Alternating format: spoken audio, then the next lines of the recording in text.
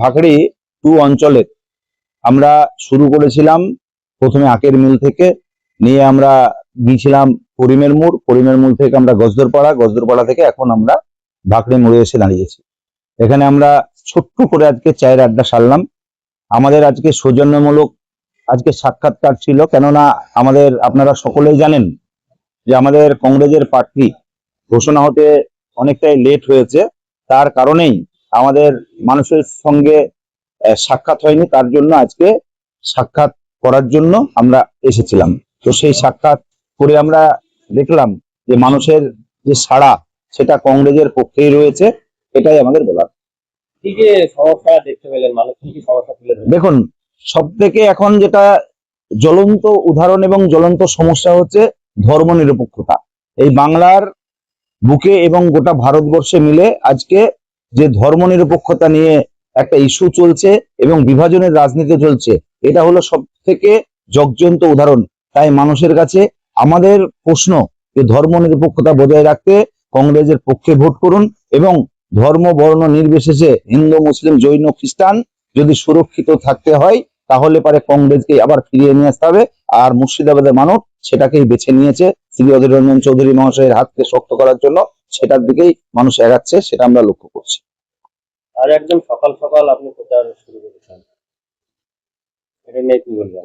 আজকে দেখুন, প্রথমেই বললাম আপনাকে যে আজকে আমরা শুধু চায়ের আড্ডার জন্য জাস্ট পরিচিতি এবং আজকে আমরা শুধু সাক্ষাৎ করার জন্য আমরা আজকে বেরিয়েছিলাম। আজকে সেইভাবে প্রচার আমরা করিনি, শুধুমাত্র মোড়ে মোড়ে গিয়ে আমাদের যারা কংগ্রেস কর্মীবৃন্দ আছে তাদের সঙ্গেই এবং জনসাধারণের সঙ্গে জনজন সংযোগ করার জন্য আমরা এগিয়েছিলাম। মানুষের সবথেকে সমস্যা কি বুঝলেন? দেখুন, এখানে জগজন্ত যেটা সমস্যা আজকের দিনে দাঁড়িয়েছে এসআইআর নিয়ে।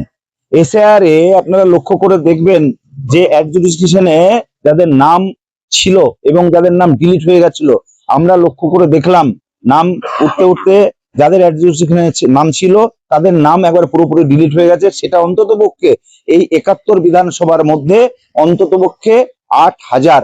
তাহলে সেই 8,000 মানুষ কোথায় যাবে?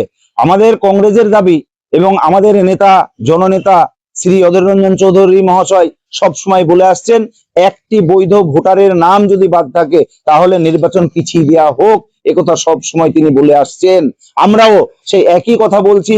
যদি এই ডিলিট ভোটার যদি নাম না তোলা হয় তাহলে আজকের যে নির্বাচন হচ্ছে তাহলে সেই নির্বাচনে অংশগ্রহণ কারা করবে?